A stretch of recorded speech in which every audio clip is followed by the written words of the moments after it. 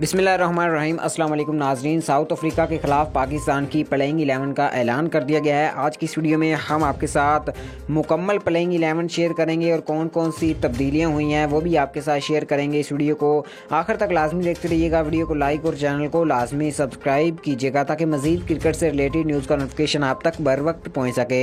Number 1 पे Babar Azam team captain, number 2 पे Mohammad Rizwan opener. अगर मिडिल ऑर्डर की बात करें तो फ़खर जमान, शान मसूद, इफ्तिखार अहमद, उसके अलावा शादाब खान, मोहम्मद नवाज़। दूसरी तब्दीली मोहम्मद वसीम जूनियर को प्लेइंग 11 का हिस्सा बनाया गया है और ख़तरनाक गेंदबाज हारिस रऊफ, शाहीन शाह अफरीदी और नसीम शाह ये चारों बॉलर शामिल किए गए हैं, जबकि 2 स्पिनर शादाब खान और मोहम्मद नवाज़ को इस प्लेइंग 11 का हिस्सा बनाया गया है। जी हाँ दोस्तों, ये प्लेइंग 11 आपको कैसी लगी कमेंट सेक्शन में हमें अपनी कीमती राय से ज़रूर आगाह कीजिएगा। क्रिकेट से रिलेटेड मज़ीद ऑथेंटिक न्यूज़ के लिए हमारे चैनल के साथ जुड़े रहिएगा। अल्लाह हाफिज़।